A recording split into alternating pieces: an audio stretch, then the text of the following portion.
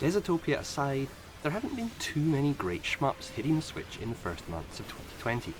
And with most of the world on lockdown, that's a bit of a kick in the balls, as now would have been the perfect time to have a quality new shmup or two for us all to sink our collective teeth into. Unfortunately, there's not a whole lot on the horizon for Switch either, and so making productive use of the vast oceans of times we now all have on our hands, I've been delving into the actually rather extensive array of shmups that have been sitting mostly unloved and rarely played on my tablet ever since I picked them up in a Steam winter sale many months ago. I've chosen 8 that I'd love to see make their way across to Switch, both because, well, I just really like them, and also because it would hopefully give many of them and their developers a second lease of life and a well-deserved boost in sales.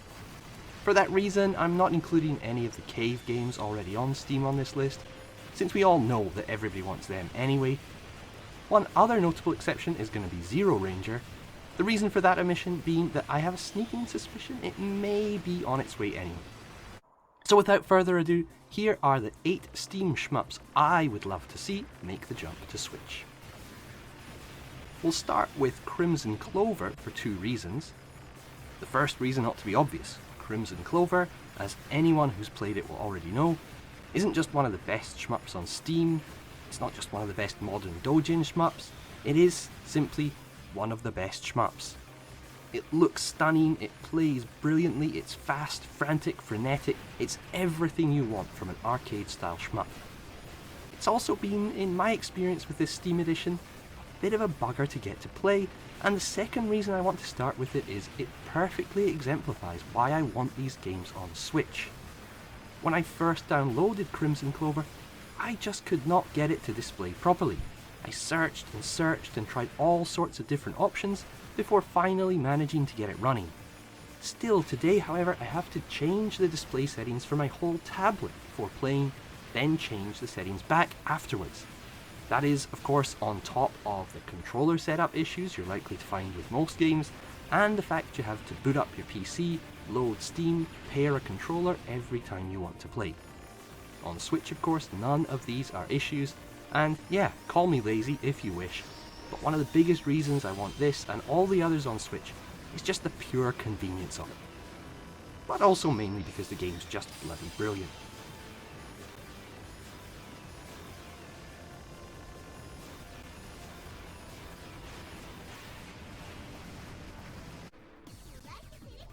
Next up is another oft-requested shmup, Blue Revolver.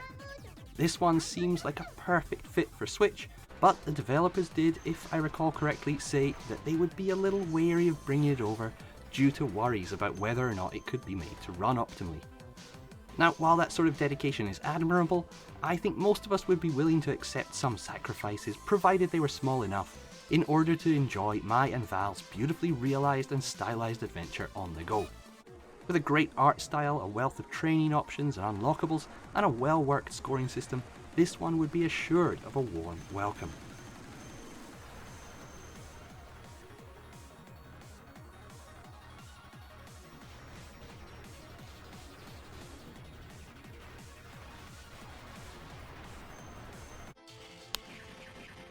With the upcoming Shmup collection, there's already some connection between Henteko Dojin and Switch, but Steel Vampire seems like it would be another that would be perfectly suited to joining its stablemates on our favourite hybrid.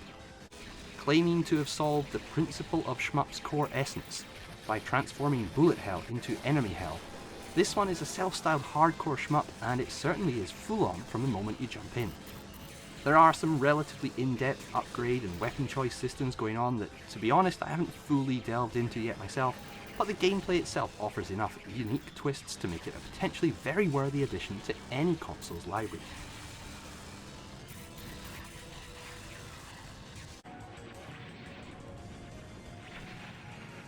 Ultinex Second is part of a trilogy, which also includes Reflex and Kamui, and it would be great to see all 3 coming across to Switch. Utilising 3 different weapon systems, a standard shot, a special shot, and a Raider G or Astabreed style sword swipe attack, Ultinex offers a variety of options for how to take on space-based enemies, and while it may look a little rough around the edges, that is for me part of games like this's charm. This is probably the one on this list I've spent the least time with, but I'm sure if I had it available portably it would get a lot more playtime, and hopefully it would get a lot more exposure and sales too.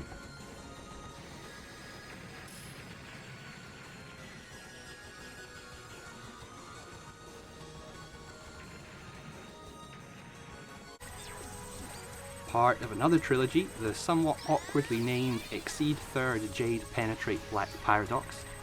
Yeah, not a fun one to explain to anyone looking over your shoulder at your credit card statement. Exceed Third is another that could be labelled with the rough around the edges epithet.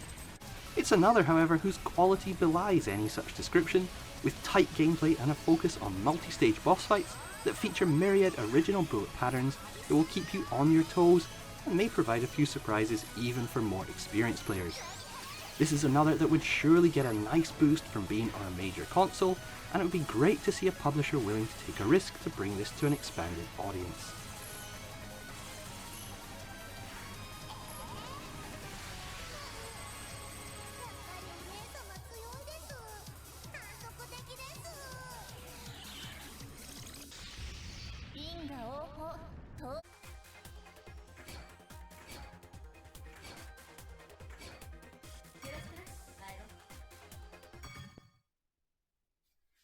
Stereo Siesta have a couple of shmups on Steam, and Trouble Witches especially looks like it would be a great fit for Switch.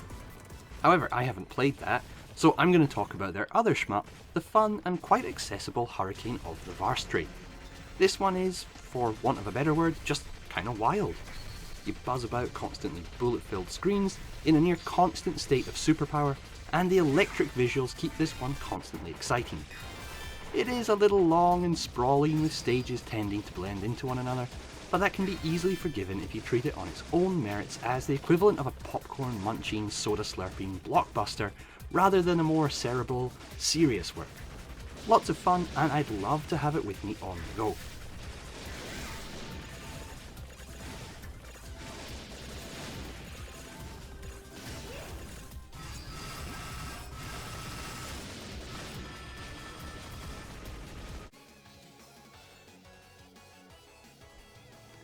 After Crimson Clover, probably the next most obvious choice has to be this one.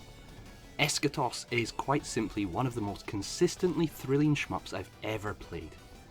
Conjuring a magnificently relentless sense of momentum from first moment to last, a screenshot from Eschatos ought to be placed in the dictionary next to the entry for the word velocity. The way you move from stage to stage without a break gives the game a flow lacking in most of even the best shmups, and it's all backed up by very solid, very fun gameplay and a great scoring system. Various modes add to the package, and if the visuals can look a little simple, the music more than makes up for that. The first time you hear it, you may wonder why so much fuss gets made about the simple, almost inappropriately chirpy seeming tunes. But by just your second playthrough, you'll be humming along and allowing their infectious cheer to drive you forward with a buzz and verve that are sure to bring a smile to your face. Two other of Cute's games, Ginga Force and Natsuki Chronicles, were recently announced to be coming to PS4, and I'm sure Switch fans will be hoping against hope that we can also get both those two and Eschatos one day.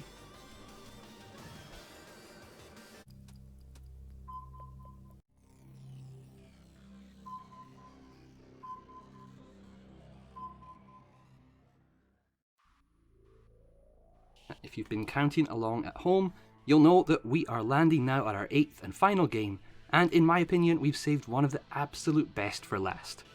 If Eschatos exudes chirpy charm, Refrain Prism Memories exudes cool elegance.